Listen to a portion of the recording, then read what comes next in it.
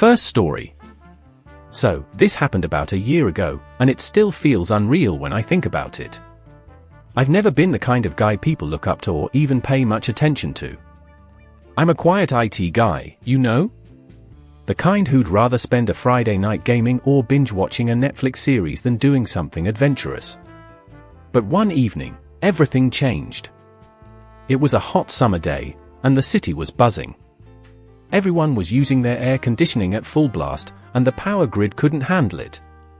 Around 8 p.m., the lights flickered and went out. At first, I didn't think much of it. Power outages happen all the time during heat waves. I grabbed my phone and saw that the entire neighborhood was dark. No streetlights, no traffic lights, nothing. My first thought was to relax, maybe light some candles and wait it out. I mean, how long could it last, right? But after an hour, I started getting bored and a little anxious. My phone was down to 10% battery, and without internet or AC, it was getting uncomfortable. I decided to step outside, thinking a short walk could clear my head and maybe I'd spot someone who knew more about the outage. When I stepped out, I was surprised to see my neighbors all out on the street, talking in hushed voices. I wasn't exactly friends with them, just the occasional nod or good morning, but tonight, everyone seemed unified by the blackout. As I walked down the block, I overheard bits of conversation. Apparently, the outage wasn't just our street, but several surrounding neighborhoods as well. And no one knew how long it would last. Then, I noticed something strange.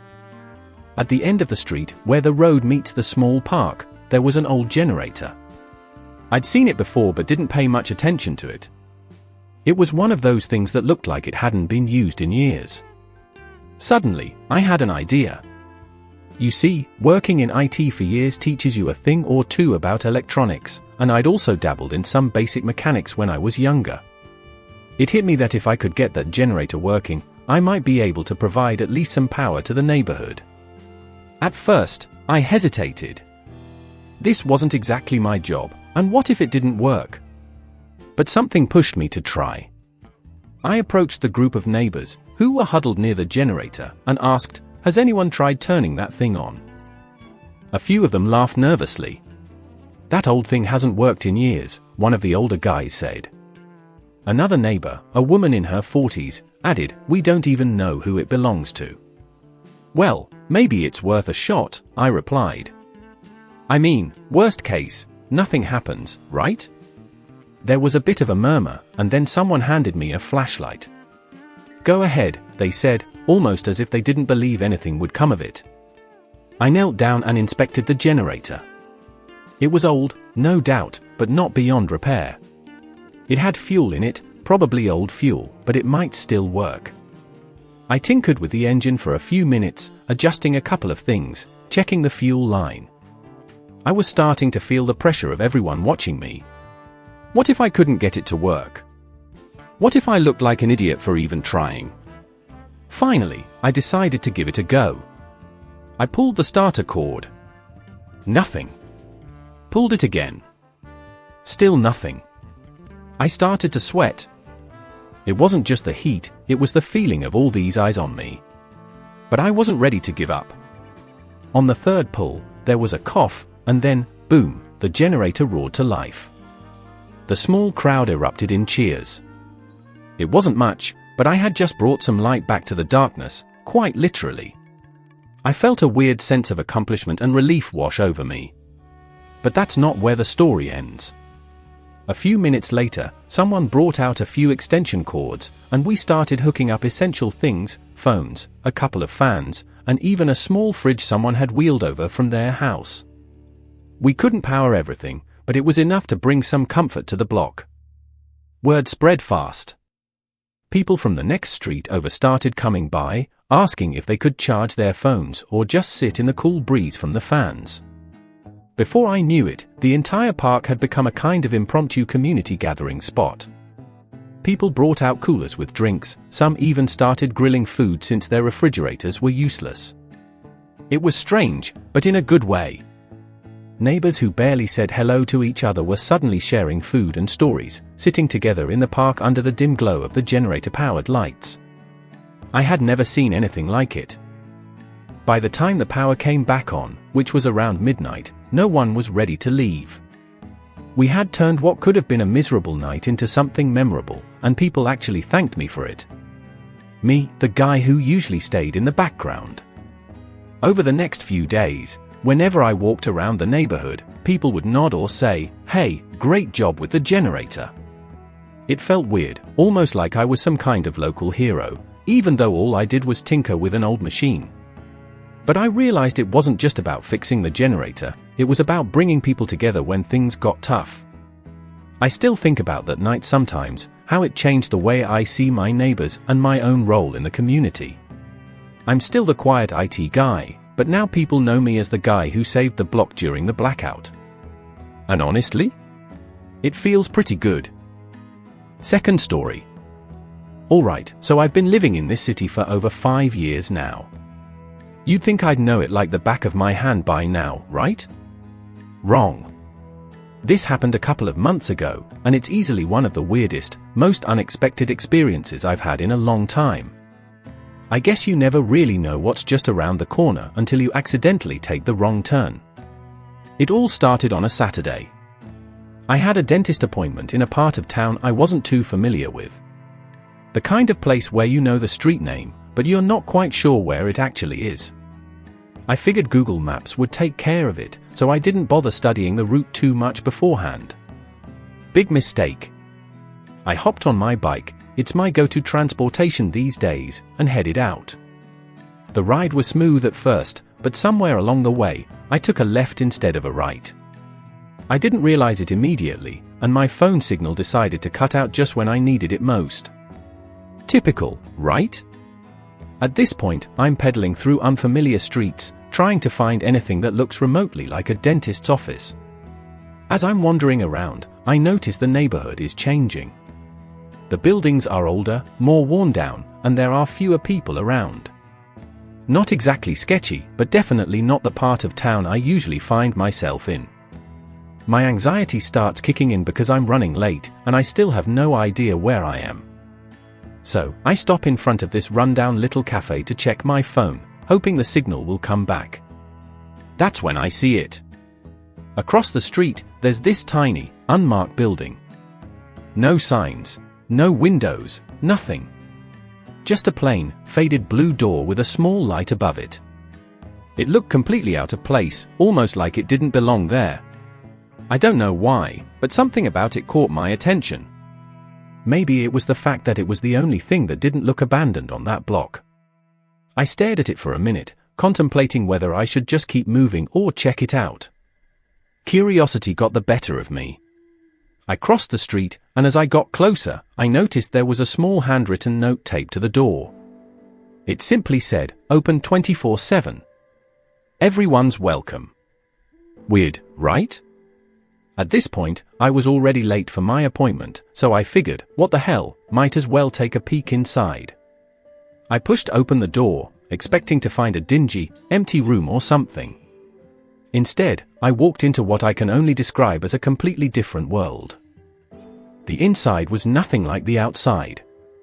It was warm, cozy, and filled with people. The walls were lined with bookshelves, and there were mismatched chairs and sofas everywhere. Some people were sitting at small tables, sipping coffee or tea, while others were quietly reading or chatting in low voices. It felt like a mix between a cafe and a library, but with this laid-back, almost secretive vibe. I felt like I had just stumbled into a hidden community. Nobody seemed to notice me as I stood there, trying to take it all in. There was this peaceful, relaxed energy that was completely different from the chaotic city streets outside. I walked over to the counter, where an older man with glasses and a friendly smile greeted me.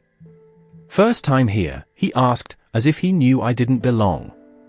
"Yeah," I replied, still looking around in awe.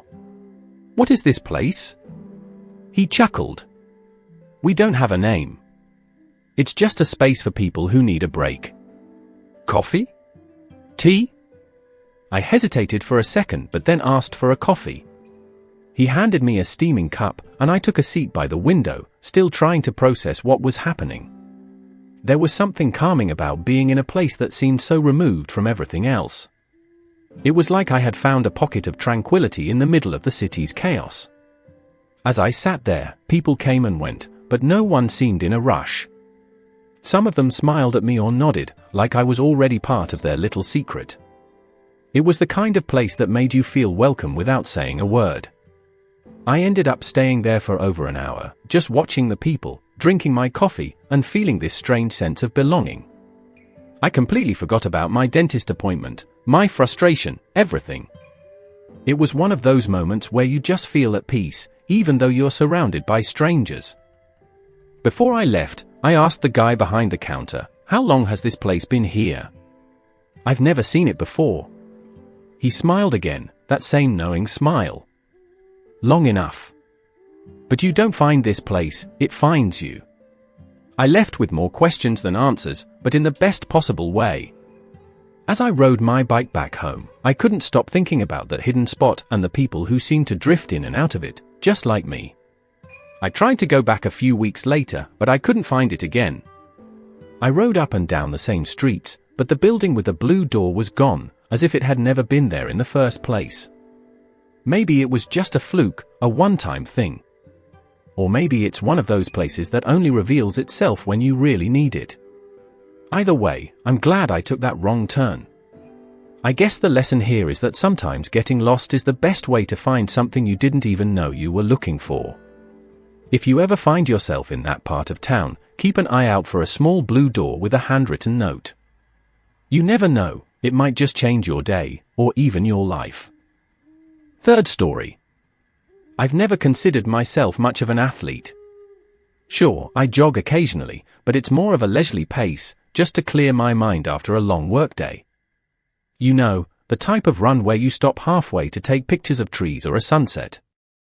Running has always been something I did for mental peace, not for any serious fitness goals. So, when I found myself accidentally signed up for a marathon, and somehow finishing it, it was easily one of the most bizarre and unexpected experiences of my life. Let me explain how that even happened. It all started on a Sunday afternoon. I had just finished my usual 5K run around the park and was cooling down at a nearby coffee shop. My phone buzzed with a notification, City Charity Marathon, last day to sign up. It was one of those local ads that show up in your feed based on your location, and I didn't think much of it. I mean, a marathon? That's not me. I hadn't run more than 10K at one time in my life. But curiosity got the better of me, and I clicked on the ad. The page opened up, and I started browsing through the details. 26.2 miles, scenic route through the city, all proceeds going to a local children's hospital. I have to admit, the charity angle tugged at my heartstrings a little, and I thought, what's the harm in checking it out? I was halfway through reading the FAQ section when my friend, Matt, called. We talked for a few minutes about some plans for the weekend, and while I was talking to him, I absent-mindedly kept tapping through the registration site. I wasn't paying attention, just clicking next, next, next. At one point, I must have tapped a little too much because the next thing I knew, I had an email in my inbox. "Thank you for registering for the City Charity Marathon. We look forward to seeing you at the starting line." My heart dropped. I had signed up for a marathon. I hung up with Matt and stared at my phone in disbelief. Did this really just happen? I scrolled through the email, hoping there was some easy way to back out. But then I saw it, no refunds, no cancellations. My credit card had already been charged, and I was officially a participant in a marathon happening in 2 weeks. For a brief moment, I considered just not showing up. I mean, it's not like anyone was expecting me there. But then the guilt crept in. It was a charity marathon, after all. The money I'd paid was going to a good cause, and I figured the least I could do was try to run some of it. Maybe walk the rest. So, I started training, if you could call it that. I spent the next week running slightly longer distances, 6K, then 7K, but nothing that even came close to preparing me for a full marathon. And by the time race day came, I was feeling incredibly underprepared, to say the least. But part of me was curious, how far could I actually go? On race day, I showed up at the starting line, surrounded by thousands of people in much better shape than me. The energy in the air was electric, everyone was excited, stretching, taking photos, chatting about their personal bests. I was just trying not to hyperventilate. But something strange happened once the race started. For the first few miles, I was caught up in the excitement. The cheering crowds, the camaraderie of the runners, the music blaring from speakers, it all made me forget how unprepared I was. I kept a steady pace, and to my surprise, I didn't feel too bad. By mile 10, I was still going, although I could feel the fatigue starting to creep in. At that point, I told myself, just make it to the halfway point. You can always stop after that. Then, mile 13 came, and I was officially halfway through the marathon. I slowed down to a walk and started considering my options. My legs were screaming at me, but something in me refused to quit. I thought, what if I can push just a little further? I wasn't fast, but I wasn't ready to stop either. By mile 18, things got tough. My legs felt like concrete, and I was mentally exhausted. Runners around me were also starting to drop out or slow to a crawl. But that's when I noticed something. People were cheering even louder. Spectators who had no idea who I was shouted words of encouragement as I passed. Kids were holding out cups of water, and volunteers kept telling me I was doing great, even though I probably looked like I was about to keel over. Something about that energy kept me going. It wasn't just about finishing anymore, it was about pushing myself further than I ever had before. And by the time I hit mile 22, I knew I couldn't quit. I was too close. The last few miles were brutal. I was alternating between walking and jogging, and every step felt like my legs might give out. But the sight of the finish line in the distance was like a beacon of hope. It was just there. So close. With about half a mile to go, I broke into the slowest jog imaginable, but it felt like I was sprinting. My legs were burning, my chest was tight, but I wasn't stopping now. The crowd around the finish line was roaring, and as I crossed it, I couldn't believe what I had just done. I finished a marathon. An actual, full-length marathon. I stumbled over to the side, barely able to breathe, and a volunteer placed a medal around my neck. I didn't care about the medal. I was just relieved it was over. But as I sat down to catch my breath, I started to process what had just happened. I had done something I never thought I could do. Something that, just 2 weeks earlier, I would have laughed off as impossible. It wasn't fast. It wasn't pretty. But I finished. Looking back, it's still surreal to me. What started as a careless mistake turned into one of the most challenging and rewarding experiences of my life. I didn't plan on running a marathon, but in the end, I'm glad I did. And no, I'm not signing up for another one. At least, not on purpose.